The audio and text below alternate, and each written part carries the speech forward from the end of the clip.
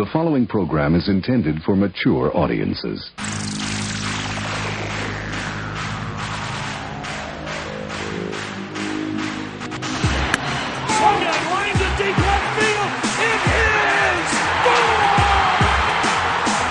You're listening to Basically a Sports Show.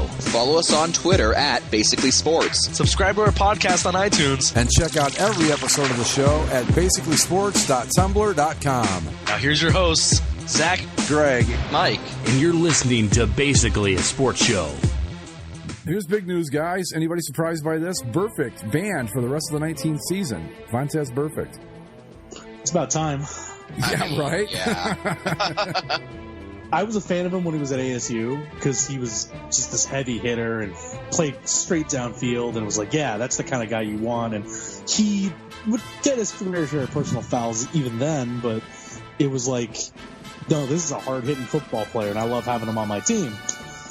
And then he got to the NFL, and those personal foul issues became personal issues. Right. And he's made quite the name for himself, you know? Well, between him and that idiot Pac-Man Jones, they cost the Bengals a playoff win against the Steelers a few years back. You guys remember? Yeah. The two personal fouls and all that. I mean, anyway, I just saw that was like the top headline on the news section of NFL.com. But anyway, so we got a lot to go over tonight, fellas. We've got two things I want to talk about, and one I guess we have to. And you two can guess which one I think is the one we have to. Well, Not sure, actually. yeah. Why Right? don't you enlighten us? It's baseball. I really... Yeah. Well, you want to get that one out of the way quick? Yes, first? let's do that. Well, I don't mean that. I mean, the playoffs are here. My Indians didn't make it, but that's okay. They still won, I think, 93 or 94 games. Not a bad season, really. Yeah, 93 games. They finished, 3 games short of the wild card? Yeah, Mike's Tampa Rays jumped in there and took it. My Tampa Rays? No. Well, your hometown Tampa Rays, is that better? How about this? The hometown Tampa Rays. Sure. All right. Sure. There you go. My Angels only finished a scant 23 games behind the wild card, so that's fine. Yeah, And which Joe, I think Joe was Madden still, will be named the manager here any day. So. which I think was Really? which I Joe think was Madden? actually, Probably. Oh, that'd be nice. yeah. ahead, Well, you did better than my Blue Jays, so there you go. Yeah. Hey, Yeah, guys, no, it they could be fired worse. Brad- Go ahead. The Angels fired Brad Ausmus immediately after the season, and since he was only been there for a year, and the links were already there last week, they're like, oh yeah, Joe Madden's probably going to leave Chicago, so he'll probably go to the Angels. It's like the only reason you fire your manager after 1 year. Worst year they've had since '99, but Yeah, but you only fire him after 1 year because you've already got your other guy lined up. Exactly. Yeah. So I mean, I would expect that to be shortly. I read a really good. I'm sorry, Mike. Let me just get this through real quick. I read a really good article from an old Sports Illustrated I found from last year about Mike Trout, and the article basically talked about how they are just absolutely wasting this guy, and it is so true. I just want to tell you that, Mike. Go ahead. Yeah, I was just saying, I'm looking at the bracket here, and it's kind of amusing. We've got the Twins playing the Yankees, and The Twins won 101 games. Yeah, they're still gonna. Oh, go ahead, Mike. They're still gonna lose to the Yankees. I don't know, man. They hit 300. They hit 300 home runs this year. That's a record. The Twins did. They've got some pop in those bats. I don't think they can do anything else. I don't think they can pitch. But they must be able to do something, right? That's adorable. They're still gonna lose to the Yankees because that's what the Minnesota Twins do. And you got to look at it like this too. I mean, they play 80? No, not 80. Damn close to 80 games in their own division. So they get to play the Tigers and the Royals. Gets a little tougher with the Indians, but who's the other team in that division? White Sox. The White Sox. So, yeah, I mean, I don't know how much of that 101 wins I'm ready to say is – I mean, you win 101 games. You can only beat who's in front of you. I mean, there's nothing they can do about that. Say the same against the Yankees and the Rays for beating up on the friggin' Orioles and Blue Jays. True. I mean, really, the bottom half of the American League is really bad. Yes, it is. It's terrible. The bottom half of the National League's not great either, but I don't think it's as bad as the bottom of the American League can be. But that's the nature of baseball. You're either going to be really good or really bad. There's no time for being in the middle. And then in the NL, we've got a rematch of that one wild card game between the Braves and the Cardinals, where Cardinals won on that bullshit pop fly rule. At least the Braves will have best 3 out of 5 and not some complete nonsense. That 310-foot infield fly that they hit in that game. Yeah. Right. Yeah. No, I'm looking at wow. Yeah, I mean, you got like Kansas City lost 103 games, Detroit lost 114. I think each team plays this division rival 19 times. Does that sound right? Or 15 maybe? I don't remember exactly. It used to be 18. I don't know if that changed when they evened out all the divisions. But they don't play a balanced schedule though. Like, so I don't know. I'd have to see how the Twins did against good teams. You know, I mean, if they were beating good teams too, then okay, yeah, all right. But I got to think, have they ever won 100 games? I mean, maybe back in the 60s once or twice, but that's about it. Because when they won those 2 World Series in 87 and 91, they were like, 91 wins, 92 maybe, 87 something. I mean, they weren't a lot. They weren't a powerhouse. It was like, how'd they do this? But anyway, so let's get through it here. I can't believe I'm talking about baseball like that, but I am. I can't help myself. I'm looking at it, and there's I don't mean to alarm anyone here, but there's a very legitimate path to a Yankees-Cardinals World Series. Yeah. Oh, sure. Yeah. Mm-hmm. So prepare yourself for the storm of smugness that this will result in. Well, now the one nice thing is that the Astros have home field throughout, so that'll be good. Yeah, that's true. That'll help. But then again, you get that short portion left. Watch them choke to like Tampa or something, and then Tampa. Well, not only that, but do you think Mike Judge and Giancarlo Stanton aren't going to hit a few balls over that 240-foot fence there in left field in Houston? Yeah. They probably will, but it'll be slightly more palatable because at least they got rid of the stupid hill. Yeah. I still don't get the train. I don't understand what that's got to do with space travel, but okay. They installed it back when they had the Old West uniforms, and I guess it was just too costly. But you were still the Astros. That's the thing. It was so stupid. So the story I've always heard, and I don't know if this is true or not, but the story that I've heard is that when they did that rebrand to like the black and the sand and like the old like burnt red, right, with like the old timey fonts. Like the story I heard was that they were originally going to rebrand as like the Railroaders or something. Like they were going to go with like an Old West train themed name, and then they got cold feet at the last second and just decided to still be the Astros, but just do the Old West thing anyway. Like the steampunk Astros, basically. Then basically, yeah. I gotcha. Okay. I think Astros is one of the great names in baseball. I think it's perfect for the area with the Johnson Space Center there. It's unusual or unique, and they should never even think about changing it. It's a great name. It perfectly suits the team, and they need to just leave that alone. You don't pine for the days of the Colt 45s? Well, in this day and age, you can't get away with that one, but I think a matchup between the Colt 45s and the Bullets would have been good. It's a good thing they changed when they did, because, like, you think the Cleveland Indians, controversy is crazy. Imagine if they were still named out, if the Houston MLB team was still named after guns. I don't think it would be as bad. I do not think it would be nearly as bad. I don't, because in this climate that we have right now, I think you could name your team the AK-47s and people will be fine with it. Well, I shouldn't say everybody, but a good portion of the population would think it was really cool and be like, it's about time that we, our Second Amendment rights got recognized and all that. And I'm not anti-Second Amendment, so don't just save the emails and all the bullshit. I'm just saying that there are people out there that would get like really excited about that, where not enough maybe to make it actually happen, but then again, they're the same people that don't care about the racist names either. So I don't know. Maybe you're right. I don't know. Anyway, the baseball. Right.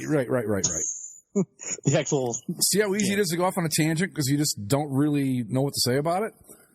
Well, so let's start with the American League. Okay. Your wild card game is the Oakland A's and the Tampa Bay Rays. Mm-hmm. Winner gets to move to Montreal. Oakland gets home field in this one. de Montreal baseball. Yeah. Now, I do a lot of stupid things on this show. I mean, it's 8 years of it, and you can go back and hear all of it if you want to. I say a lot of dumb things about teams. This is the year where I'm going to find, this might be the dumbest thing I ever do. I think the A's win this, finally. Oh, no. Yep, I think they do. This game or the World Series? Just the game. Just the game. Oh, okay. Oh, yeah, fine. No, right. No, yeah. Get through the whole thing? Are you kidding me? I mean, I'm stupid, but I'm not that stupid. I don't have. There's not enough irrational confidence in God's universe to get me to go with that. I'll believe it when I see it. Until then, it's amazing that these two teams can get pitted up like this because there's so many similarities between the two in terms of the money ball, in terms of the crappy arena or stadium, the desperate search for fans. Something. There's A's fans. I don't think. Yeah, that's the one thing I think the A's have up over the Rays is that like the A's have stadium issues, but like at least Oakland cares. Yeah, if the A's ever actually moved, people would be upset. Whereas if the Rays left, it's what? If the Rays moved, people would be like, "Oh shit, there goes my cheap Yankees tickets for the baseball season." Right. And the Rays should move, by the way. But which again, by the way, is hilarious because last time I was at a Rays game, I went into the team shop in the arena, the stadium, and as you'd expect, they had a bunch of Rays caps. They were also selling Yankees and Red Sox caps. And those were the only other two. Of course. But I digress. Yeah, I think the A's take this one. I like their chances. I mean, I've watched them a few times this year, and they're pretty good. They're actually pretty solid. Yeah, I mean, the A's finished a game ahead of Tampa, and that's how the season series finished too. Oakland took 4 out of 3, or 4 out of 7, so they were 4-3 against the Rays. It's going to be a tight matchup. I'm trying to pull up the probable pitchers for the game, but I don't think that matters. I mean, really. Here's the thing. In a just world, the A's would win because the Rays wouldn't be in the playoffs because the wild card game is stupid. Right. But true. Yeah. And the reason it's stupid is because everything you just said, Zach, as well said as it was, is utterly unimportant because the wild card game is dumb because it's entirely random. Right. Yeah, one game of baseball is not representative of anything. One game of baseball is so random. Yes, the A's have a slight advantage over the Rays, and all in all, they're probably the slightly better team. Yeah. But would it shock me if the Rays won this 5-0? No, not at all, because anything could happen in one game of baseball. I was just going to say, I'd rather have one game NHL playoffs than one game baseball playoffs. Here's the thing about this, and I am dead serious. If you made this entire tournament single elimination, any team out of the 30 could win it. Any single one of them. Sure. From the Tigers and their 158 losses all the way up to the Houston Astros. Right. Well, that's the thing. Is now let's not get crazy, Greg. No, I mean Detroit could beat. Well, maybe not win it, but they could win a game or two. And the next thing you know, you got at the end of the day, the Tigers still end up winning 47 times in the season. Like they had to win. They had to beat somebody at some point. Yeah, there was nobody below them to play that was worse than them, so they had to beat someone. Allegedly. I know what the standings say, but I haven't actually seen proof of it, so. Well, there was only one team the Tigers didn't beat in the American League this year.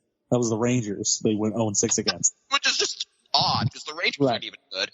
But, they went 1-18 against Cleveland. They went 1-6 against Houston. Oh, they God. Went 1-6 against Oakland. But listen to that, the 1-6, 1-1-1. That's exactly what Mike's talking about. It only takes one. They split the season series with the Yankees 3-3. Yeah, I mean that's what I'm saying. I never liked the idea of adding the second team, and I thought if you're going to do it, you have to shorten the season and make it at least the best 3 out of 5 because this is absurd.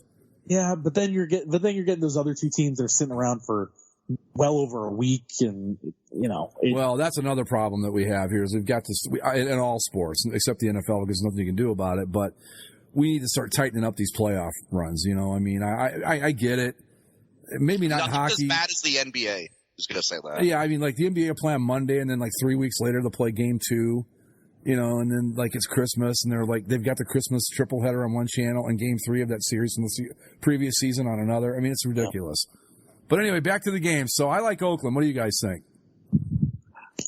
Yeah, I guess Oakland. It's a crapshoot, but I'll say Oakland just because I think they should win it. Join me in the stupidity, boys. There you go. All right. Although, if they lose this, I'm never picking them to win anything ever again. Neither am I. I'm curious what the home and road records are in these wild card games overall, but again, it doesn't matter. And either way, whatever team it moves on is just the sacrificial lamb for the Astros. Next, yeah. Right. Who are still just one of the best teams of the last 4 years. Probably the best team over the last 4 years. Real quick, I remember we were probably second or third into the show, and the Astros had just tanked and dumped everybody. And they did that Sports Illustrated cover. Then we were talking, and it was like World Series champion. And I was watching them back then. I thought, now they're not going to win anything, but you could see they had a lot of young talent. And I remember saying on the show, if these guys ever get it together, they're going to be insanely good. Well, and they did. And I mean, it wasn't a hard guess to make. I mean, all you had to do was watch them and know what they were doing and go, well, yeah, if this works, it's going to really work. It wasn't like I was some sort of genius. Everybody else was like, wow, Greg really got that right, and we all missed it. But yeah, it was fun to see because they were god-awful. What, 5-6 years ago? Wasn't even that long. And they're just tough, and I don't know how they're doing it. I mean, they got to have some guys coming up for contracts sooner or later. How they're going to pay them, but Houston, fourth biggest city in the country, but it's a small market, so I don't know what to make of that. But anyway, sorry, I don't keep keep sidetracking us like this. Let's go, or not. No, sorry, I had to look at my phone. So then the other series, as we said, is Yankees Twins.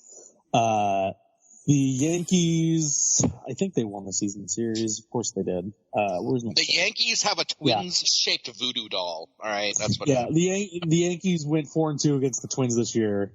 The fact that the Twins are here, again, I haven't paid attention necessarily, but it's surprising me that they won as many games as they did. Well, they won 101, yeah. What's their run differential? I still got to go with the run differential. 180 is 185, whereas the Yankees 204 and the Astros 280. All pluses, but yeah. So the Twins, it sounds like they hit a lot of home runs and don't do much else. And I don't know what kind of pitching staff they have, and I don't know what kind of pitching staff the Yankees have, but I know the Yankees can hit a lot, and that's going to be a problem. But you never know. I mean, I'd like to see Minnesota. This is kind of like this is the typical the Saturday playoff game. It's the Yankees and Twins. This is what happens when the Twins make the playoffs. This is what they get. The Saturday game against a juggernaut that's going to destroy you or something. Mm-hmm. Anyway, if the Twins had home field, I'd say maybe, but I just think the Yankees got way too much to do anything with them. The Twins always lose the Yankees, and it's one of those cases where I'll believe the Twins can beat them when they beat them. Right, exactly. I also think that the Yankees are probably – I don't know. The Yankees are kind of on a strange run. They keep winning. They've had a few injuries that they've managed to get through. I think that they have a lot of depth. I think over the course of a series, the Yankees win. Yeah, I just don't see where the Twins can match up with them. This series is just best 3 out of 5, the first one, right? Yeah. Yeah, that actually might help the Twins because they don't have to win 4 games; they only got to win 3. It never helps them. They've always lost in these series. I'm trying to find a way to make it possible, but I just don't see it. I mean, this Yankees team has been tough all season long. I mean, it kind of just seems like this. I mean, this whole thing's a foregone conclusion that the ALCS was always going to be Yankees, Astros. That's just what it's been for a while. Yeah. So we'll see. It's going to be, with the Yankees, they're just so good. And the Twins, like I said, I know they broke the home run record this year. I don't know what kind of pitching staff they have. It must be decent because their run differential's okay. Their home records, actually, they're better on the road. How about that? 46-35 at home, 55-26 on the road. And they are Yeah, they're going to be on the road the first 2 games of the series, I think, or 3. I don't remember how it works anymore. But here's an interesting thing. Against teams with a 500 record or better, they're 32-37, which was my question. That was like, are they any good against good teams? And they're okay. They're not great. Oakland has a better record against 500 teams than the Twins do. So does Tampa Bay. Oakland's got them beat by 3 games, Tampa Bay by 6. So that's something to think about.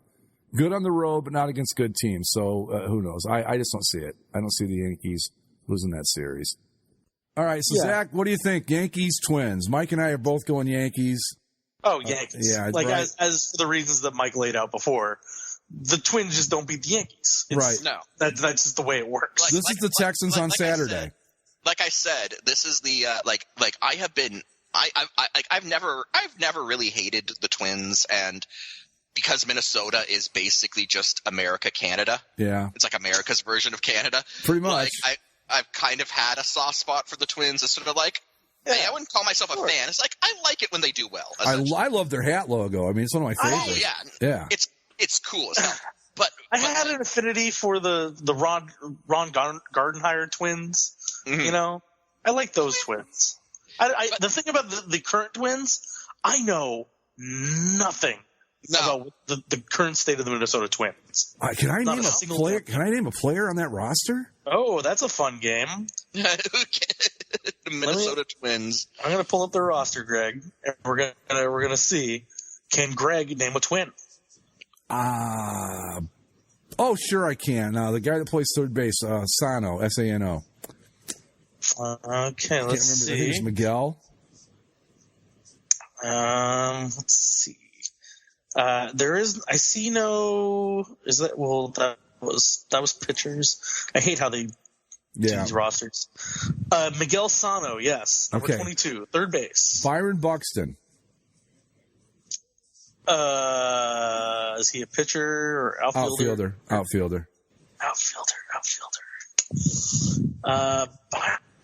No, not on their postseason roster here. Okay, that's it. I don't know any of the others. I might recognize them once I hear them, but I couldn't name a single other twin. You, as fans of MLB postseason failures, we would be remiss to not mention their designated hitter, Nelson Cruz. Remember him with the Texans? He's with the Twins now? Yeah. Oh, I thought he was still in Seattle. Jeez. No. Good for him. Let's see. C.J. Crone, former Angel at first base. Okay. Jonathan Scope at former base. Oriole. Pretty good hitter. Yeah. Man, I'm glad he's glad he got out of Baltimore, huh? Sergio Romo. Is still pitching? Yeah. 36 years old. Well, he must have been really young back when the Giants won those titles back like in 2010.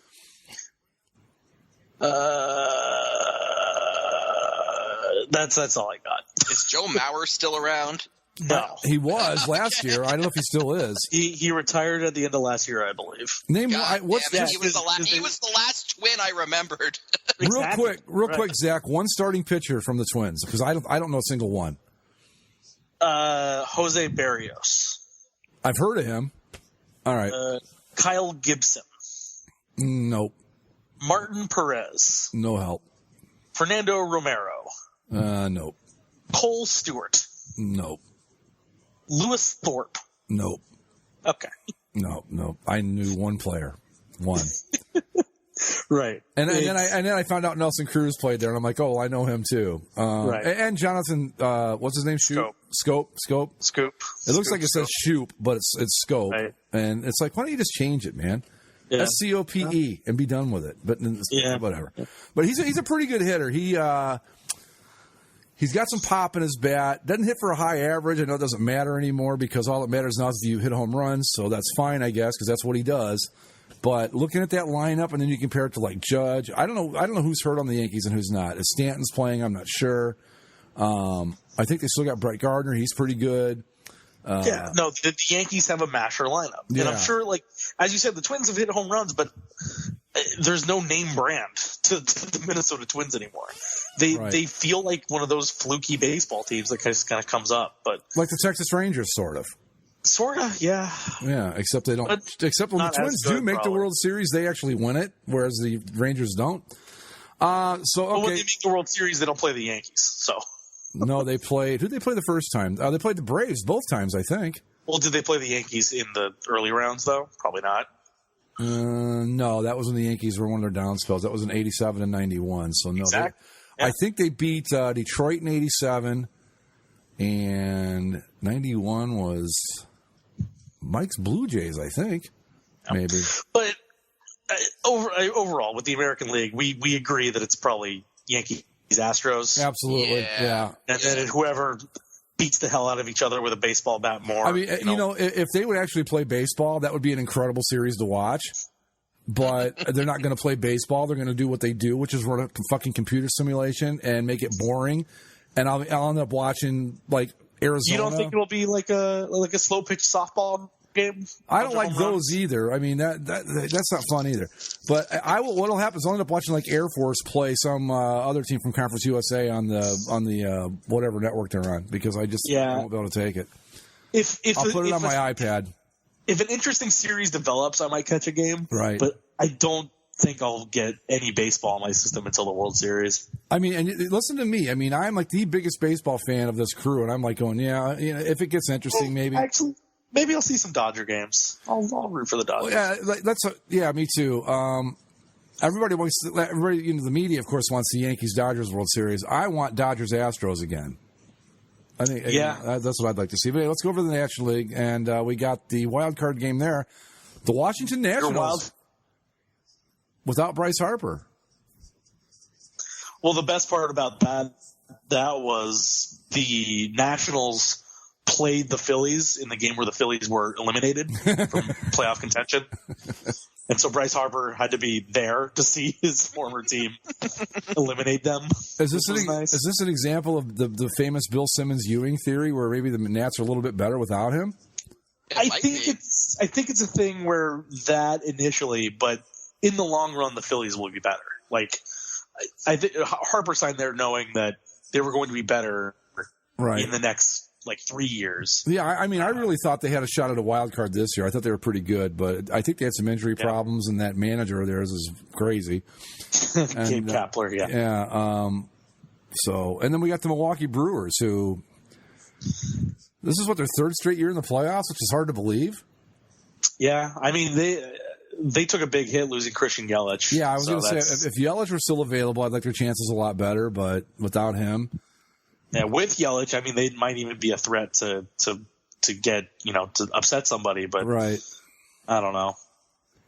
They only finished 2 games behind the Cardinals for the division, by the way. Yeah, I was actually paying attention to that towards the end of the season. I would look and see where they were. But again, think about this when it comes to the two leagues. The Brewers get in with 89 wins. And the 2 wildcard teams in the American League are 97-96. And you got a 93-win team sitting home. Yeah. Yeah. Every team in the American League has a better record than everybody in the National League except the Dodgers. And the Braves are only 1 game better than the Rays. So it's just it's incredible the haves and have-nots in baseball right now. Mm-hmm. Yeah.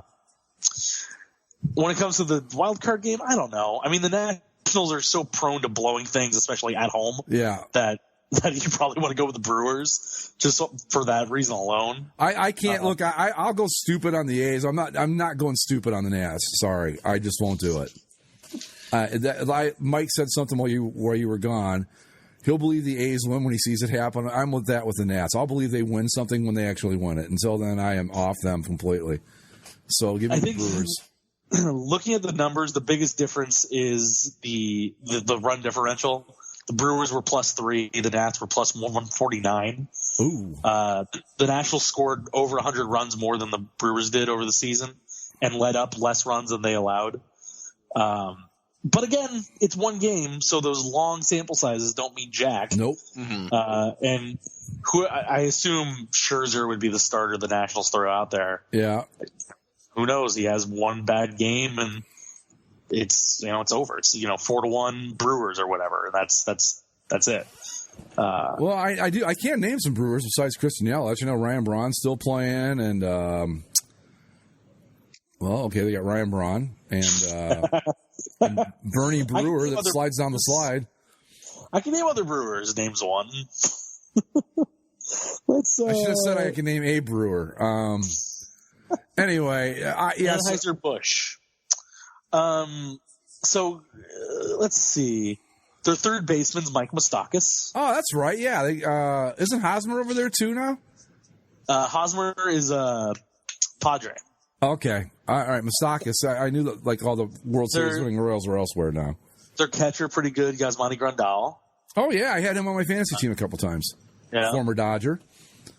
None of their pitchers stand out to me as names that I've ever heard of before. I mean, they have that closer, Hader. Yeah, Hader's pretty good, actually. But the starting rotation, Jordan Lyles, Brandon Woodruff. Zach Davies, is Zach Davies one of those? He's listed as their number 4 pitcher, yeah. Yeah, he'll be a reliever at best in this, but. And their second baseman I've heard of too, Keston Hiura. Yeah, I mean, I think he's a UC Irvine guy. But yeah, I don't know.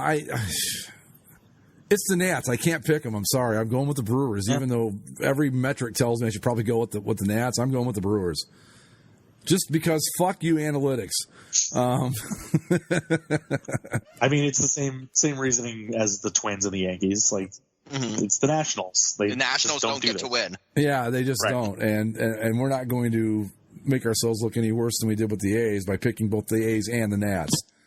And if they do it, great. But guess what? You get to play the Dodgers. So have fun. Yeah. Like that's the thing that sucks about Yelich going out too. Like Dodgers Brewers would have been fun. Yeah. If all the bats were there, but yeah, I don't know if Bellinger versus Yelich, that would have been awesome. Jesus, the Dodgers are fucking stacked, man. I mean, my God. Oh my God.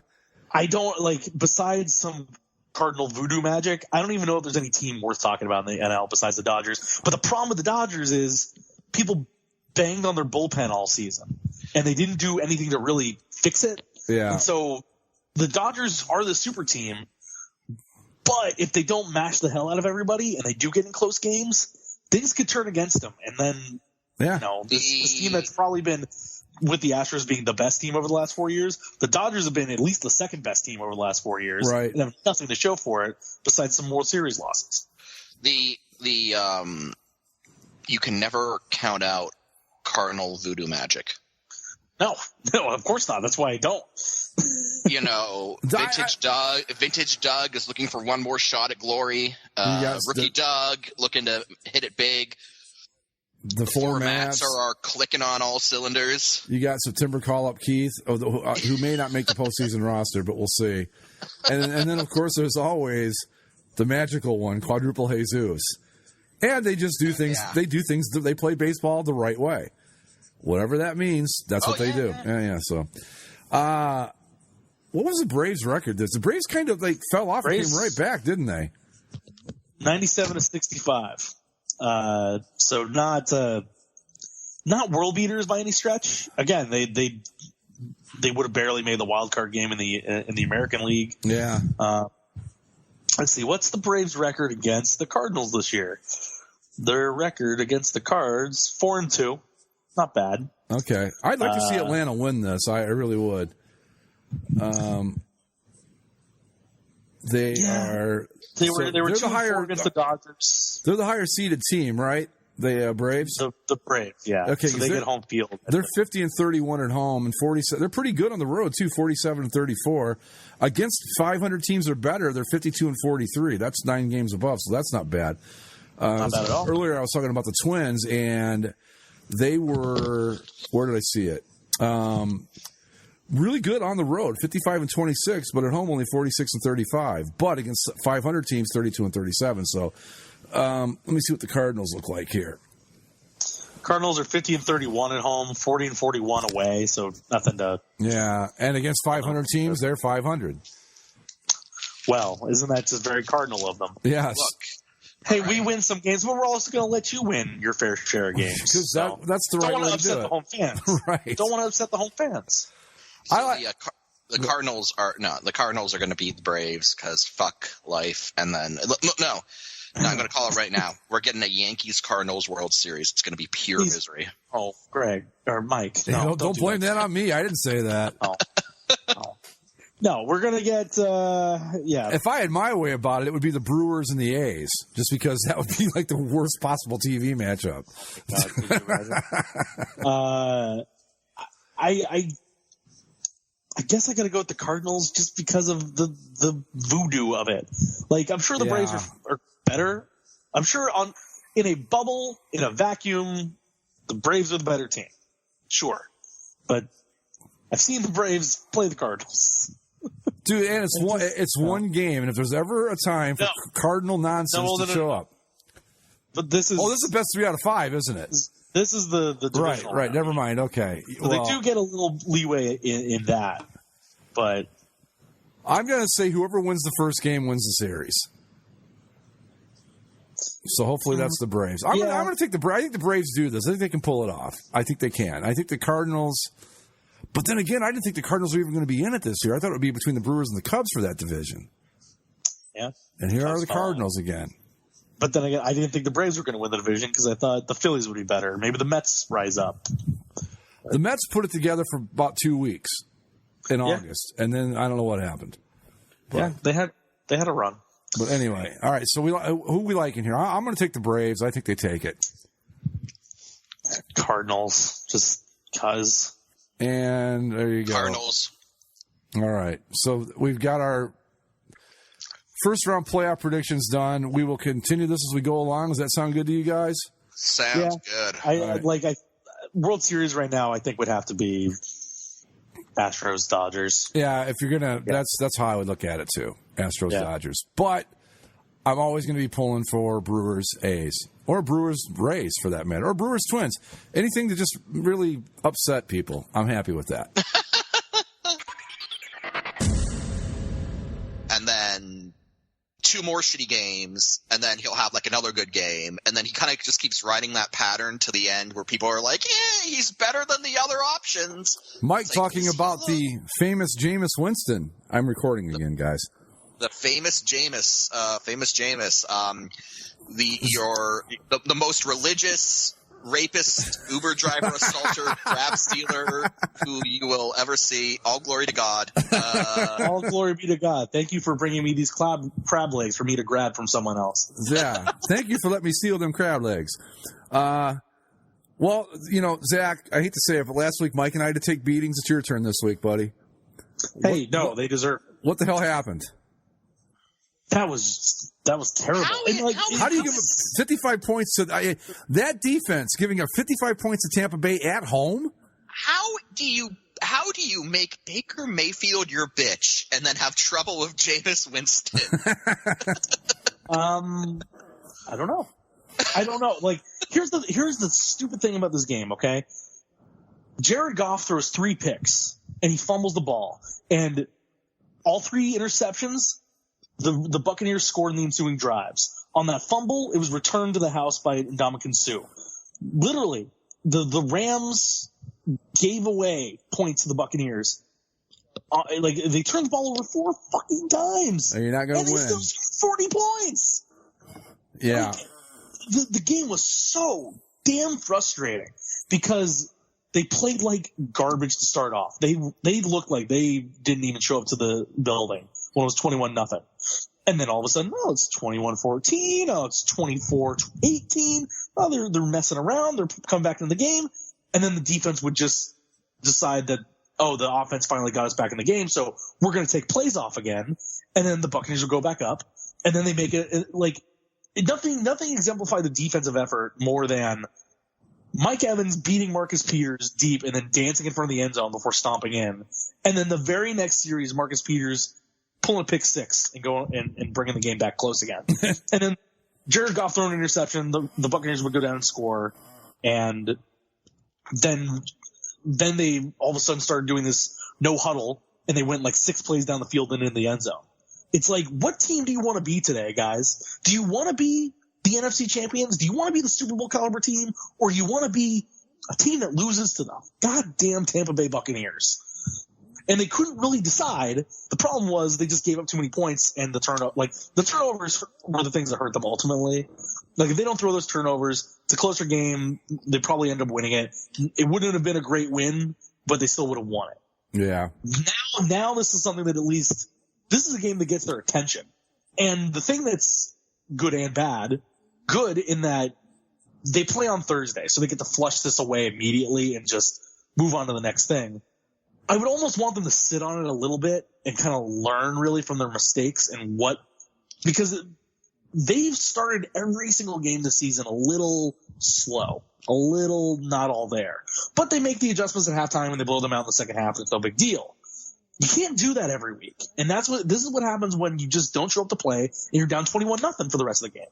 Like, the Rams, and McVay in particular, were getting criticized for not running the ball. And yeah, at the early part of the game, they were not establishing the run at all. I think I saw the first 12 plays. There were 11 passes, one sweep to Cooper Kupp, no handoffs to Malcolm Brown or Todd Gurley, which is terrible.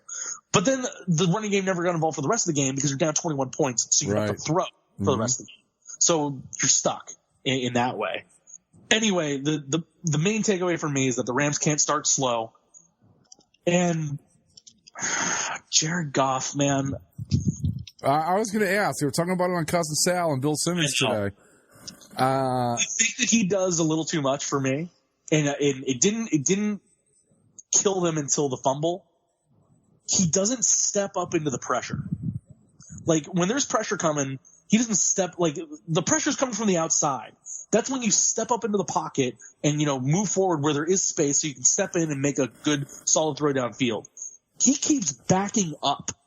And when he was backing up, then he's backing up to where the pressure is going to meet him back there, and he gets stripped and it goes to the house. He's so mercurial because sometimes he's throwing these perfect balls, these perfect passes to Kupp and to Cooks, and then he's throwing some of these interceptions to guys that's like, how did you not see that linebacker? He was there the entire play, and you just ignored him? Or he's staring at Cooper Kupp from the instant that they get off the line. And so he's I don't know. I am confident that he's good, but he also has some major pitfalls that he needs to fix. I think he's been I'm sorry. I was just going to say, I think this is just one of those games that, 10 weeks from now we're going to forget about, Of course. Yeah. And it's also good to have this happen now because like last year they were 10-0, 11-0 before they finally lost to the Bears or the Eagles or whoever it was. It was the Bears, but the thing that I want to point out is that since that Bears game, Jared Goff has been off. I don't like this is a tremendously talented Rams team. They've got a tremendously intelligent coach who also happens to be a preteen. But at the end of the day, water bottles filled with Pedialyte. Oh yeah, but at the end of the day, I don't think Jared Goff is going to be the guy who's going to get the most out of this team. I hesitate to say they're never going to win anything with him because they made it the freaking Super Bowl with the dude. Yeah. And so obviously, he's proven that he can go that far, but I don't think this team's going to reach its full potential so long as he's under center. The thing is, he's not bad. The thing that pissed me off about the Simmons podcast today when they were talking about this is Simmons trying to make the argument that Jared Goff, Mitch Trubisky, and Andy Dalton are essentially interchangeable. That is nonsense. It's the Bears switch the Bears up with Jared Goff or Mitch Trubisky. It doesn't matter. It's like, are you kidding me? No, you put Mitch Trubisky on the Rams, and the Rams don't even get me started. I'm pissed off at them because they didn't put the Browns 49ers game a first place 2-2 team against what are the Niners 3-0? Yeah, not even in the watchables. They had that fucking Steelers Ravens game. They're still on the Ravens. Are we done with the Rams? Can we move on, or are we good? Yeah, I mean it's a bad game. The defense was bad, the offense was bad, but despite them being both bad, the Rams still had an opportunity to win the game, and they still scored 40 points. Yeah. So I'd be more concerned take about the good, get rid of the bad, and fix it all by Thursday. There you go. Moving on to speaking of the Bill Simmons podcast, and not putting my Browns and the 49ers, which are two teams that are I think pretty good, and as watchables. But I don't know if you guys watched the Browns and the Ravens yesterday, but I did. I think the Browns were clearly just the better team. Simple as that. Yeah. I don't think it was a matter. It wasn't an upset. It wasn't. They were just better. They knew how to stop Lamar Jackson. The defense played pretty well again. That game was not as close as it looked because for one play, Freddie Kitchens let those guys that we signed last Saturday playing corner go up and play tight man-to-man, and they got smoked on it. But other than that, he kept them back and did the right thing. 40 points, and all of a sudden, I think the Browns are okay. So I'm very happy. And it's just a week, Mike. It's a rare week where both of our teams win and Zach's didn't. It doesn't happen very often, but here we are. Yeah, well, my team beat the Dolphins, which I'm not feeling particularly proud about because, the Chargers proved that they can beat quite possibly the worst NFL team ever assembled. Congratulations. It was 10-10 for a few minutes there. It was 10-10, and that was frustrating. So, but with these Browns, again, based on what I saw between the two of them on Sunday, and based on what I'm seeing right now between the stupid Bengals and Steelers right now, the Browns are the best team in the division, just as we thought they were at the beginning of the year. Lamar Jackson came out and had a terrific day against the Dolphins. You learn every team's not the Dolphins, and even then, not every team's the Cardinals, who they play in the next week. Things have gotten tougher for the Ravens, where they didn't look all their Raveny best against the Chiefs. And the Browns did a very good job against them. That's what I was going to say. I mean, everybody was all over the Ravens. They'll look at them go. I still think they'll be pretty good. But who have they beaten? They beat the Cardinals and the Dolphins. Yeah, I mean, they've played two good teams and lost to both of them. One on the road, one at home. And the Browns, like I said, I mean, Ravens fans can say what they want. The better team yesterday were the Browns. They were better every possible measurable thing. I mean, there was nothing. I wasn't afraid at all. Once the Browns got rolling, you weren't afraid. You were waiting for the other shoe to drop until Chubb broke that play. You were waiting for the. True, that's true. I shouldn't have said that because the thing that I think will ultimately undo the Browns, and despite him leading the team well last year, Freddie Kitchens makes some really weird choices. Yes, he does. Like going for that 2-point conversion early. Yeah, because the Ravens did it on the previous drive, so he thought, well, I got to do it now. It's like, well, no, you don't. No. Just play the game. If you keep playing the game, you're going to be fine and you're going to win. It's like, don't get caught up in the minutia of it like that. Well, you know what Freddie's problem is, don't you? He's dumb. He's not a very smart guy. That's the problem. He's going to do some good stuff, but he's dumb, so he's going to do some stupid stuff too. It's just as simple as that. But the Browns are very, very talented. I don't know that, getting OBJ was a great thing, but you ever going to start using him for anything? Come on. I mean, Jarvis Landry had a great game yesterday. Nick Chubb, like I told you, Zach, is the best Georgia running back in the NFL right now. I mean, I hate to say it. I don't know what's wrong with Todd Gurley, but I think the thing that I learned in this game more than anything else is that Nick Chubb hasn't been talked about enough for this team. Everybody was all on Baker and the wide receivers and the defense, as they rightfully should with the defense. The receivers and Baker still kind of figuring it out, but Nick Chubb is a real difference maker for them, and he can keep the offense consistent when Baker's trying to figure it out with the receivers. Well, that's what I mean. You saw yesterday when they could run the ball, which of course obviously buys your quarterback more time on play action and stuff. Yeah. And all of a sudden they're scoring 40 points on a team that was supposed to be the best team in the division. Now, that's the other thing too. The defense in the run game. When I turned it on in the second quarter, or whatever, they were showing the time of possession.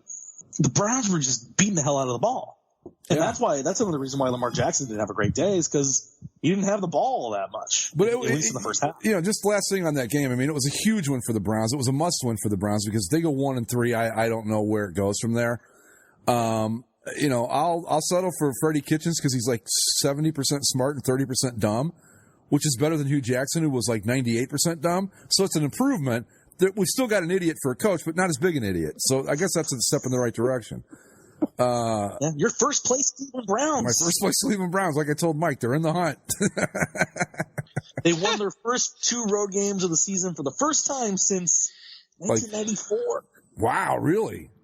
That was the year Belichick coached them, by the way. Their first time ever then, because that team's the Baltimore Ravens. So here's... I don't know how I'm ever going to wrap my head around that, because part of me is like, well, technically, the Ravens became a new team, not an expansion team. This became a different team. And at first, I was like, you know what? No, I'm with Mike. That's the Cleveland Browns. But then I watched that video somebody posted on the boards with the history of the NFL and how all the teams got their names and all that. And that shit happened all the time early in this league. And I'm like, well, you know what? If it's not unprecedented, then I'm going to say, okay, these are still the Cleveland Browns. So I don't know. My favorite thing from that early NFL history is the year the Cardinals and Steelers played as a combined team. The Steagles? Well, no, that was Card Pit, and we also had the Steagles. Oh, that's right. Yeah, they right. have it twice. But but like I think the Cleveland team stopped operations a couple times and came back. So it's not unprecedented. Now, it hasn't happened in a very, very long time, but it's not unprecedented. We've had teams that were this team and moved, and so I don't know, I'm iffy on the whole thing, but anyway. Could you imagine today if the Steelers and Eagles fan bases were combined into one Pennsylvania conglomerate? Oh my God! And they just alternated home games between Pittsburgh and Philadelphia? How terrible that would be for everyone else. The Philadelphians and the Yinzers just join forces. Oh God! Yeah. Oh God! Oh God! Oh God! Don't even talk like that. That's not even funny. So the thing before we go on to any of the other games, we don't have to talk about the majority of the games this week, because my big takeaway from week 4, there was a whole lot of stuff. Oh my goodness, yes, absolutely. This league is just a big old middle of stuff. Yep. Like, what is a Titan? What is a Falcon? What is a Panther? What is a Texan? What is the Colts? What are the Jaguars? What are the Giants? What are the Buccaneers? Well, I'll tell you what the Jaguars are. They are Beowulf Minshew, badass mothers is what they are. That's what I was saying. During the break, Zach asked me who's going to win the AFC South, and I'm telling you, all 4 of those teams are 2-2 and a whole bunch of stuff. It's going to be Beowulf. Beowulf's going to win the AFC South. Just watch it happen. I hope. I do. They should have lost that game to the stupid Broncos. Well, yes, but they didn't, and now the Broncos are 0-4. Nice call, Greg. Way to go on that one. I'm not even laughing at you, Greg. As a Chargers fan, I'm just laughing at the Broncos. Okay. Fuck you, I was going to say, because you start laughing at me, I'm going to bring up the Jets and the AFC East Championship. No, I'm not laughing at you. Okay. I'm not laughing at you. I'm laughing at John Elway is who I'm laughing at. Wow, they got to do something about that, man. Because to quote the YouTuber That's Good Sports, GMing is a lot easier with Peyton Manning than without Peyton Manning. Yeah, most things are. Let's talk about Chiefs-Lions. So the Lions lose this one, 34-30. They should have won it. That's my thing. The Lions should have won this game by all accounts. I watched the majority of it. They fumbled twice inside the 5 going into the end zone. And one of those fumbles was a play where any other week the referees blow it dead instantly. But because this was the same referee crew that did Rams Saints a couple weeks ago, they let the fumble play out. And when the Chiefs grabs it and like half-heartedly jogs downfield, nobody goes chasing after him. And they award the Chiefs a touchdown because they go to the replay and they find that, yeah, indeed, it was a fumble and the guy wasn't down. So, of course, touchdown. But it's like nobody was really committed to playing through the rest of the play. The referees just didn't blow the whistle. So, yeah, not to say that the Lions, you still should always hold the turnovers against the team, but that touchdown's a little wonky. So I think the Lions might be legit. The Lions got jobbed out hard by the referees in this game. I don't, you know what? Fuck it. I'm not, you know what? I know some Lions fans. The Lions have a healthy contingent of fans in Southern Ontario, so I know a few of them. They're good, long-suffering people. I'm gonna you know what? The Lions are legit. I'm gonna say it. The Lions are legit. I think they're nothing else than to believe. I think they're better than we thought they were going to be. I think they're a playoff team at the very least. You think? Based on what I've seen. Yeah. I mean, really, it comes down to, are they better than Minnesota? And I think they are. Right? Minnesota is good at home and bad on the road, and they've got no quarterback. And so if you can get, what's his name, the running back. Dalvin Cook. Yeah. You've even got Thielen coming out and saying, we have to learn how to throw the ball. Mm-hmm. And so, I think the Lions... they just had some weird luck this year. I mean, they gave away that game in Arizona. Fortunately, we will know what the Lions are. Not this week because they have a bye, but their next 2 games after the bye are at Green Bay and home against the Vikings. Yeah, we'll check in on them, after those 2 games, and then to kind of compare them against the rest of the division, and then you can say kind of what they are or where they stand. But based on what I've seen, I think they're much more legit than I was willing to give them credit for at the beginning of it. Yeah, because, I mean, they had that boneheaded loss, or not loss, well, you might as well call it a loss, that tie in Arizona, and you're going, man, this is just bad. And I'm still, I think, Matt Patricia might be a good coach, but his problem, like Freddie Kitchens, is he's dumb. I mean, I don't know how else to put it, but he's just dumb. I do like how he drives around on an ATV, though. That's just how he gets around Ford Field. But he's dumb. I mean, that's a problem when you got a dumb coach, and Right. And they beat the Chargers because the Chargers had chargered as hard as you possibly could in one game. Yep. Yeah. But then they beat the Eagles on the road, which is, I think, a very legit a good win, especially when you see the Eagles in a must-win situation go to Lambeau and pull one out on Thursday. Well, see, that goes along with what Zach was saying, where it's like, I don't know what this freaking league is, because I see the Eagles lose to the Falcons. Falcons looked pretty impressive in that game, and then the Falcons go out and get bitch slapped by the Titans, who looked like trash the last 2 weeks, and the Eagles, who looked hobbled, injured, and down and out, go in and beat the undefeated Packers. So on a short week on the road. On a short week on the road. So what's going on? Well, I used to there's a lot of middle. I used to like to say I like to judge a season in quarters. Well, we've got the first quarter out of the way, and I am no closer to knowing what's going on. I'll tell you what's going on. The Patriots are still winning the Super Bowl. That's what's happening. Well, speaking of, we have to talk about them because they only won by 6 this week over Meyer. And my irrational confidence in my Buffalo Bills couldn't be any higher after this. I mean, that defense of theirs is straight up legit. But the problem is legit. They can't score any points. Mm-hmm. So the Patriots finally allowed a touchdown for the first time this year on the defense. Really? Allowed his first touchdown. Yeah. Wow. And that touchdown, this was brought up on Simmons, and it's something that even my girlfriend had brought up to me. As hockey fans, we're kind of we're taught that the puck has to go completely over the line for the goal to count, right? Yeah. Yes. Mm-hmm.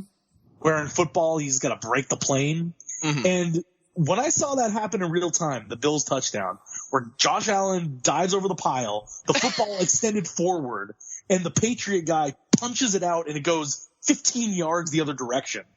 I'm like, oh, that's a fumble. Yeah. And then the referees are like, no, touchdown. And you go and look at it, like, yeah, it was, but by the tippy tip of that, it just broke the plane. Yeah. Well, right. And like they were talking about on that show too, like the Calvin Johnson thing against the Bears a few years back. That was the biggest bullshit call I've ever seen. Right. He could make that catch, roll over, put his hand down on the ball, and they call it no touchdown. But all that ball had to do in Buffalo was just, it crossed the line. That's it. Play's over. Yeah. And I don't know if I liked it, but I don't know how you solve it. I don't know what you do. You simplify the definition of what a catch is. Cause I think in relation to the ball, we've always been taught that, you break the plane with the football, and that's just what it is. Yeah, but it's got to be more. It's got to be more than what Josh Allen did yesterday. It has to be more than that. Right, but then you also can't go half of it at least half of the ball needs to get over. Well, you can't do that either. Why not do it in hockey though? The entire once the ball has crossed the line, simple. Yeah. Like if you get it that's halfway the way across, then sorry, that's not good enough. I don't know how you mark it after that, but the thing with the Calvin Johnson situation is that, like, you watch that play, like, just watch it in real time, and you go, oh, no, he clearly caught that. He clearly caught that football. Like, that was a catch. And the thing that's so enraging is that, you know, they dissected it to the point where they talked themselves into saying it wasn't a catch, which was a load of bullshit. So, I mean, I honestly don't think the problem is it's like, oh, you know, we need to define how much of the ball needs to cross the goal line. I honestly think the rules are fine as is. I think that touchdown yesterday was a fluky thing. You're never going to see that happen again. It's just one of those weird things where it happens. It's like, all right, it's technically a touchdown. That's fine. Right. But my point was basically that the Patriots defense, for all intents and purposes, hasn't allowed like a good straight into the end zone, a clean touchdown this year. Yeah. And so both of those defenses are legit. If Josh Allen is out for any significant time with this concussion, Matt Barkley ain't going to do it, as much as I like the guy. And yeah, sure. Like Tom, a stat that comes out of this, by the way, Tom Brady has more wins in Buffalo than any quarterback, Buffalo Bills quarterback, in the last 18 years. So since Jim Kelly, basically. Yeah. Well, it's since Brady started playing in 01. So that would have been since Doug Flutie. Okay. Yeah. I don't think they included Flutie on the list, but yeah. Yeah, the Pats aren't going to go undefeated. Somebody, you know, you saw it here. The Bills could have won that game. They just didn't have the horses to do it. But somebody that can play some defense can, you know, maybe slow them down a little bit if you catch them on the road at the right time. But they are still, I think, by far and away the best team in the NFL, without question.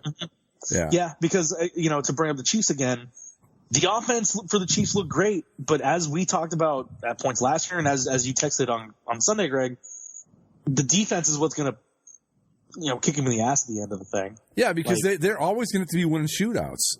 And as we saw at the Rams yesterday, your luck will eventually run out if you keep doing that. Yeah. And but yeah, I think it's New England. Like you said, there's a lot of stuff on the board. You got New England, I think was legit good. Kansas City's legit good. The Rams, the Cowboys, and the Saints. And after that, it's a huge drop off the rest of the way down. Here, let's talk about the Cowboys Saints, because man, I'm not inspired by either of those teams. And I know the Saints aren't playing with Drew Brees, but I know people keep trying to trump up the Cowboys as being one of those elite teams in the NFC. I don't think they are. I think they're a step below the Rams. I haven't seen something. I think the Saints with Breeze, if that defense is as good as it looked yesterday with Breeze when he comes back, if they can hang, all they got to do with Teddy Bridgewater is tread water for a little while. You know, and how many wins did we say he needed? 2 out of 6? He's got 1. Got 1. Yeah. Oh, and a big one. Yeah. I don't know who they play next, but you know, I don't think I put the Cowboys at the same level as the Rams and the Saints. I think there's a little bit below that. They look really good against teams that aren't quite as good as they are, but when they have to play somebody that's a straight up even up match, we saw what happened last night. And actually, I lied. They're not 1-1 with Teddy Bridgewater. They're 2-0 with Teddy Bridgewater. There you go. He's already done what he needed to do. Right. So then next, they're Buccaneers, at Jaguars, at Bears, home Cardinals. That's the next 4. Yeah, they should be. So yeah, they should be before okay. The bye. Well, you never know with the Bucs. I mean, Jesus Christ, who knows what's going to show up with that team? But yeah, I think that I'm with you with the Cowboys. I think they're a step below. I think that they, you know, if like say if the Rams get, you know, if things fall the right way, the Cowboys could take it to the Super Bowl. But I don't see them as like a favorite. I think that they are definitely a step below the Saints and the Rams. And then I think their defense is good. I think it's fine to say, but the offense can stall. Like Dak was doing really well. You know, they put up some number where he had completed his first 21 passes or something like that. And he had some stretch in the third quarter, which he always does, or he runs off. But here's the thing with the I just looked at it. Hold on a second here. With the Cowboys. Mm-hmm. Oh, I was going to say, the other team we got to look out for is the Bears. The Bears have a really good defense. If they could, I think, honestly, I think they're better off with Chase Daniel at quarterback than our boy Mitch. I really do. Yeah. Well, Mitch is out with a dislocated shoulder, so see how long that goes. But, like if you looked at it, like say if Dallas had to come into Chicago and play them, who would you take? Chicago. Yeah, absolutely. See, that's my thing too. If Dallas comes into L.A., who are you taking? Rams. Rams, yeah. If Dallas goes to New Orleans, who are you taking? Saints. Oh, we saw what happened. Yeah. So in the playoffs, I mean, for them to really have a real chance, I think they've got at least, they'll probably get one game at home. But for them to really have a legitimate shot at taking it all the way, they've got to get home field throughout, and that's not going to happen because Giants and Danny Dimes are going to, or whatever his name is, are going to knock them off once just because they always do. Danny Dimes. But yeah, you're right. It's a lot of stuff. You've got the Patriots, you got the Chiefs. I'll throw the Saints in there. Yeah, I think it's the five that we said. Yeah, Patriots, Chiefs, Rams, Cowboys, Saints. Maybe the Packers. Maybe, but I'm still. You know what? They've had a great start. I'm not completely sold that they're this good. No, because they could have lost. They could have lost the Bears game. Yeah, because that was 10-3 final. Yeah. Mm-hmm. They lose this one. And I mean, they were solid in the other two, but this isn't the Aaron Rodgers we're used to. This guy can't do whatever he wants, and I don't understand how this can happen to Aaron Rodgers. Is 6 years younger than Tom Brady, and Tom Brady's like 47 and still out there playing great. I don't get it. I don't think it's fair, but that's the way it goes. Who else? We got to talk about our Colts, man, and the Raiders. Well, see, but that's what I mean. This is stuff. Yep. Like the two games to me that epitomize that this whole league is stuff. I mean, I think the stuffiest stuff game of the weekend was Panthers Texans. Without a doubt. Yep. That is just a stuffed pie. Yep. Just full of it's just cotton balls wrapped in a balloon. Like it's ugh. Yeah. And the Raiders, a team again who kind of like the Buccaneers, we thought was going to be bad. And now they beat the Broncos, who we've established are actually very bad. But then they beat the Colts, who we thought were good and maybe the class of that division. And now the Colts whole division is 2-2. You don't know who to pick out of that. The Raiders are 2-2. The Chargers are 2-2. I don't want to say the Raiders are better than the Chargers. I think there is some sort of tiers when it comes to the stuff, but this is a game that I think this is the sort of game that I think will happen a lot during the season with a bunch of different teams where it's like, oh, that team beat that team? Oh, okay, weird. Yeah. But I don't know what to do with it. I really don't know what to do with that result. Do you think better of the Raiders? Do you think worse of the Colts? Well, T.Y. Hilton's out for the Colts, and that hurts. I didn't think it would hurt this much, especially against a team like the Raiders, but it did. And they didn't get blown out or anything. I mean, they were worse. I lost the score. Hold on a minute. Where did it go here? They were down by 14 for like the majority of that. Were they? I think every time I looked at the score, it was the Colts were down by 14, and they made it a one-score game at the end. Well, I'm not off the Colts yet. I don't think the Raiders were actually good, but no, I don't think you should. God, you know what I got to say? Like when you take a quick look at the screen in this Monday night game. The Bengals are wearing their color rush uniforms, and if you don't look closely, you think they're playing the Browns. The old, not these current Browns, but the old school Browns. Yeah. Like from a distance, and it looks like the old Browns uniforms until you see the stupid side stripes. Anyway, go ahead. For unless we have anything particularly important football wise, I do have two uniform matchup questions for you, Greg. Okay, take it. Yeah, I think we're done with the NFL. Aren't we? Anything else? Yeah, that's about it. Yeah. All right. Cowboys Saints looked pretty damn gorgeous. I thought. It did. I have to agree. Is that your best of the week? I got to take a close look at Raiders Colts, man. I mean, true. I love that. The thing that tears that down is playing it indoors. Yeah, both of them really. I mean, both games. I would have loved to have seen that Saints-Cowboys game in the sunshine. That would have been beautiful. It'll be the other game that I thought had potential. If the Ravens don't go full purple, if it's purple over white versus white over orange, I think that like I like the way the colors played off each other, but the all purple really. Yeah, I probably would have given that. Wouldn't have given it a very high spot, but it probably would have made it because I do think the Ravens, when they're doing the straight up purple over white and all white, is a really good look. But they bring in those stupid black pants, or they go all purple, and this is why Mike and I both want to outlaw monochrome except all white, because this shit happens. But looking at it right now, the other game I would throw in there too is Chiefs versus the Lions and their throwbacks. However, those Lions jerseys need some white on them. The silver on blue. I have never been a big fan of those Lions throwbacks. I know everybody loves them. They look like incomplete uniforms to me. Right, they look like they're missing one and a half elements that would really take it to the next level. But even just keeping the logo and the logo and the stripes on the helmet would have been enough, I think. But I'm not a big fan of those. And I know if I don't put that on the best list, I'm going to catch all sorts of shit. But it's probably not going to make it because I just don't like those uniforms. I think they're just too plain. It's like they're like those Bears throwbacks. Speaking of those. I don't know what to make of those things. I like the jersey, but the rest of it I thought was terrible. I like them. I like the Bears throwback. Yeah, I think if the Bears had worn that for their entire history, except for the socks, I think the socks just you can't do that. But the jerseys, if those were the current Bears jerseys, I wouldn't be mad. Yeah, I like the jerseys. I thought the helmet looked pretty cool. I wasn't there with the pants and the socks. I was like, but pants are fine. Socks need to. But looking at it right now, the top contenders, Redskins, Giants can be in there somewhere for sure. Raiders, Colts will be in there. What was the other one you asked me about? I like the idea of Chargers and the Powder Blues at Miami, but Yeah.